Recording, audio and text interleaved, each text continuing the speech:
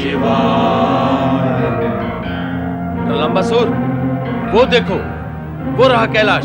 हाँ, चलो चलते हैं, परंतु सावधान, हमें कोई देख ना ले।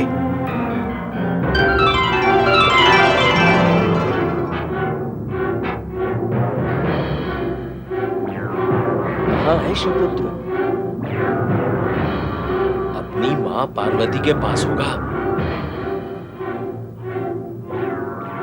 पर वो भी तो दिखाई नहीं देती। कहाँ होगी? चलो उसे ढूंढते हैं, वेश बदलकर।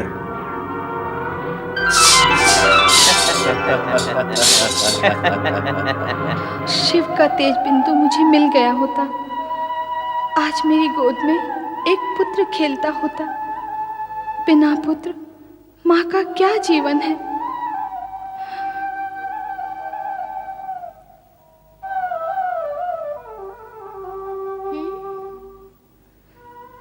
क्या हुआ देवी? श्रीमुख कुम्हलाया हुआ क्यों है? कुछ बताओ तो। क्या बताऊं और कैसे बताऊं? जगत में हर पत्नी की इच्छा होती है कि वो माता का सम्मान प्राप्त करे, किंतु देवताओं की दुष्टता के कारण मुझे पुत्र की प्राप्ति हुई नहीं है, और भोलेनाथ को चिंता ही नहीं है। चिंता न सही, ज्ञान तो है। वे सर्वज्ञ है, क्या तुम्हारे मन की बात नहीं जानते होंगे? वो अवश्य तुम्हारी इच्छा पूर्ण करके माँ का सम्मान और गौरव प्रदान करेंगे।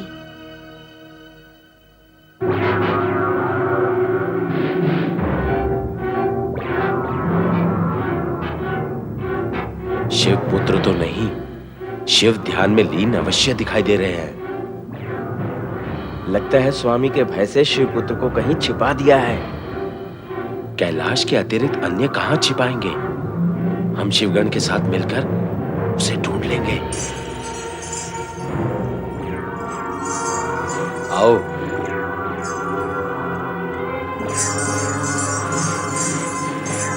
ये अघोरी कौन है? कहां से आए हैं? ओम नमः शिवाय।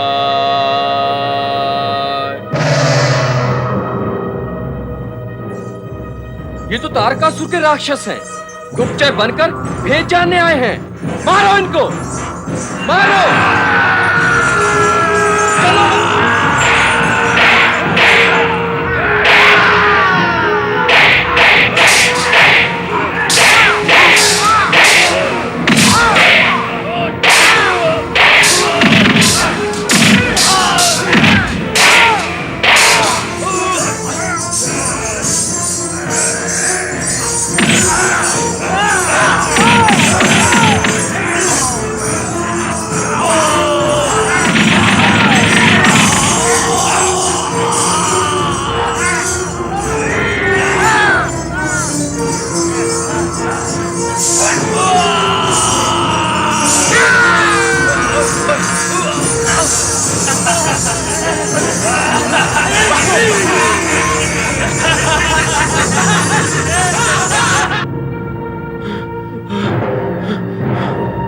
मेघासुर, यदि हम आज भागने में सफल न होते तो निश्चित ही शिवगुणों के हाथों मारे जाते।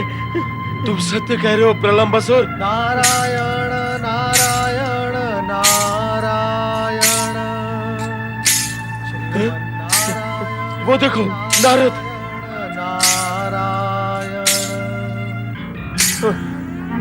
इसलिए स्वामी को शिवपुत्र होने की असत्य सूचना दी थी। उसी सूचना के आधार पर हम वहां गए थे और शिवपुत्र के हाथों पीटे गए। चलो उसे पकड़ते हैं। चलो। इस बार हम तुम्हें नहीं छोड़ेंगे नारद।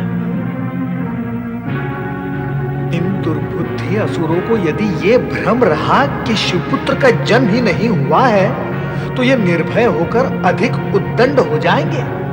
इन्हें भयभीत करके इनकी उद्दंडता और मनोबल को तोड़ना होगा नारद। सोच क्या रहे हो नारद? नारायण नारायण। बताओ, तुमने असत्य क्यों बोला था? असत्य? नारायण नारायण। यदि तुमने सत्य कहा होता तो कैलाश पर कहीं न कहीं तो हमें शिवपुत्र अवश्य दिखाई देता। यही तो दुविधा है। कहाँ है दुविधा? यहीं पर है दुविधा, जहां तुम्हारी बुद्धि ठहरी हुई है। अरे बुद्धि के शत्रुओं, यदि तुम्हें भगवान शिव की लीलाएं समझ में आती तो तुम ये मार क्यों खाते? स्पष्ट कहो नारद, जो कहना है। तुम दोनों भी स्पष्ट सुनो और करो जो करना है। भगवान शिव की लीला को समझो। शिव पुत्र कैलाश में है ही नहीं। तो कहाँ है शिवपुत्र? नारायण नारायण, नक्षत्र लोक में, कृतिकाओं के पास, जहां तुम और तुम्हारी अशुभ छाया पहुंच ही नहीं सकती, वहां पर है। नारायण नारायण। तो हमें नक्षत्र लोक ही जाना होगा। हाँ, शिव पुत्र को समाप्त करके ही हम स्वामी को अपना मुख दिखा सकेंगे। तो चलो चलो। मैं यहाँ हूँ। कहाँ हो? मैं यहाँ कहाँ हो? कार्तिकेय, यहाँ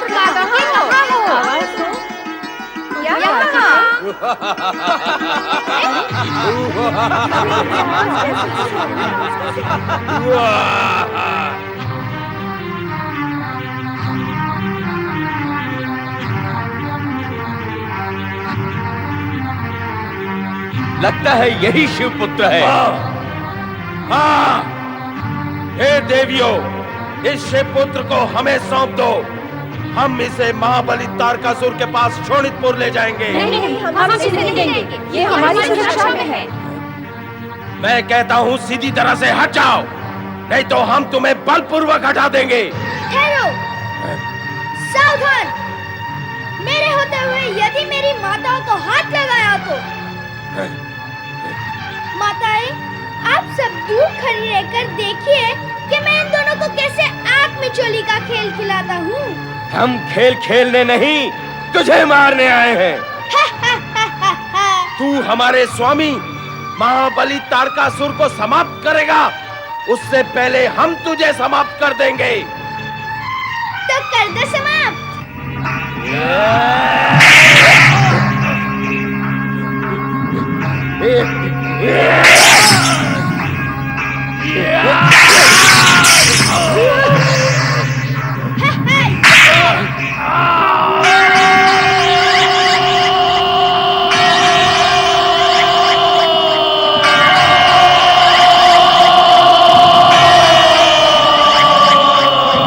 आ जाओ, आ जाओ।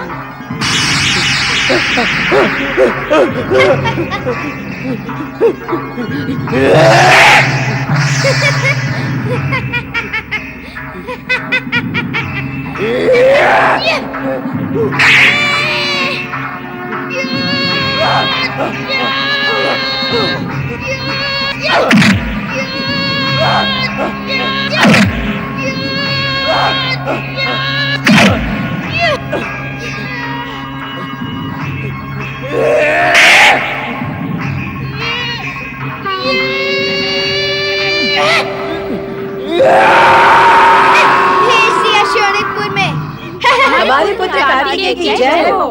ये अवश्य तारकासुर का वध करेगा। माताएं, आप सबका आशीर्वाद ही मेरी शक्ति है। धन्य हो पुत्र, धन्य हो।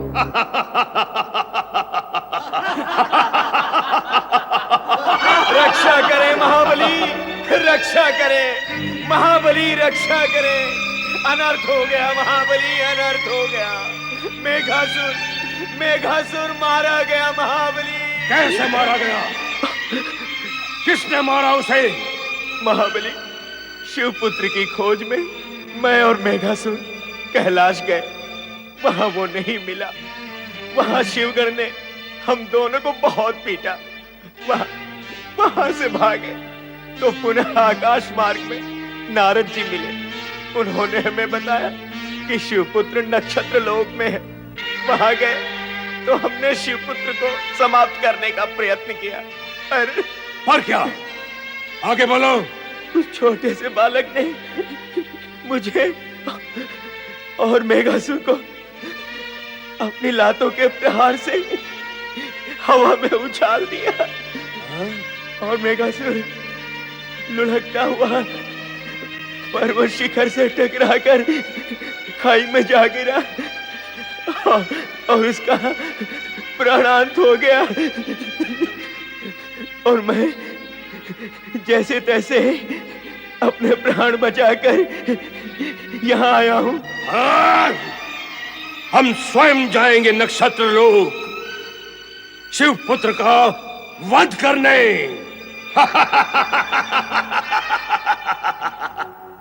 शिवपुत्र के वध करने की कल्पना केवल अविवेकी और अदूरदर्शी ही कर सकता है। उधर अज्ञानी और विलासी इंद्र कार्तिकेय के हाथों तारकासुर का वध निश्चित मानकर पुनः संगीत व नृत्य में निमग्न हो गया।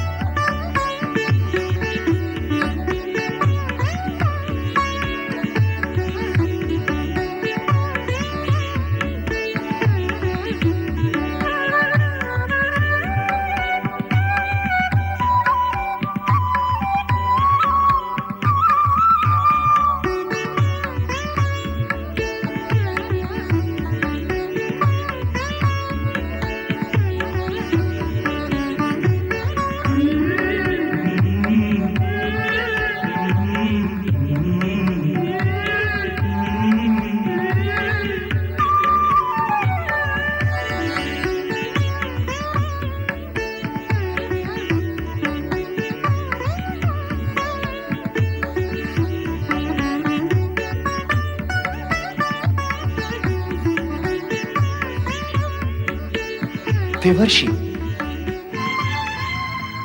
देवर्षि, नारायण नारायण। सावधान देवराज इंद्र, सावधान।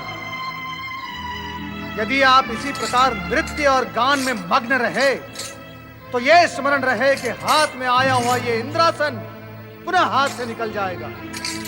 देवर्षि, देवराज, संकट सर पर पांव रखकर खड़ा हो और हम भोग विलास में डूबे रहे तो हमसे अधिक अविवेकी और अदूरदर्शी और कौन हो सकता है? देवराज, क्या आपने यह सोच लिया है कि हाथ से स्वर्ग जाने के बाद तारकासुर मौन बैठा रहेगा, हम पर पुनः आक्रमण नहीं करेगा? देवर्षि, अब तारकासुर में इतना साहस शेष नहीं है कि वो स्वर्ग पर आक्रमण कर सके। तो आप इस भ्रम में निश्चिंत होकर आमोद प्रमोद में खोए हुए हैं देवराज। परंतु भ्रम में पड़कर आप इस सत्य को भूल रहे हैं कि तारकासुर का वध शिवपुत्र के हाथों जब तक नहीं होगा तब तक वो आपको चैन से रहने नहीं देगा, क्योंकि वो जीवित है। आश्चर्य होता है मुझे आप सभी के इस अद्भुत आचरण पर। विलास में डूबे रहने और भयभीत होने के अतिरिक्त अन्य कुछ भी नहीं कर सकते आप। क्या करें देवर्षि? स्मरण करें शिवपुत्र को। क्या शिवपुत्र को तारकासुर का वध करने के लिए प्रेरित नहीं कर सकते आप? हाँ हाँ, शिवपुत्र। कैसे हैं वो? नाम क्या है उनका देवर्षि? कुमार कार्तिकेय। कुमार कार्तिकेय? अभी तो नीरे बालक ही होंगे। माता पार्वती की भांति सुंदर और पिता शिव की भांति ओजस्वी और तेजस्वी अवश्य होंगे। ऐसा ही है। वे शक्ति और शिव के अंश हैं, इसीलिए संपूर्ण हैं। इस समय वे नक्षत्र लोक में 6 कृतिकाओं की छत्र छाया में पल रहे हैं। नक्षत्र लोक में? क्यों? वहां क्यों? उन्हें तो कैलाश पर होना चाहिए। देवराज, यदि आपको मेरी वाणी पर विश्वास नहीं है तो आप स्वयं जाकर देख लें नक्षत्र लोक में। नारायण नारायण। स्वामी, आपको देवर्षि की बात पर अविश्वास नहीं करना चाहिए। शीघ्र ही विश्वास भी तो नहीं होता देवी। भला शिवपुत्र नक्षत्र लोक में क्यों? इस सत्य से साक्षात्कार करने के लिए मैं स्वयं जाऊंगा। देवराज इंद्र सत्य का साक्षात करने के निमित्त नक्षत्र लोक में पहुंचे। इससे पूर्व ही दैत्यराज तारकासुर आकाश मार्ग से वहां के लिए चल पड़ा। कैलाश में समाधिस्थ भगवान शिव तारकासुर के आशय को ताड़ गए और उन्होंने संकेत द्वारा पुत्र कार्तिकेय के मन में निश्चिंतता के भाव जागृत कर दिए।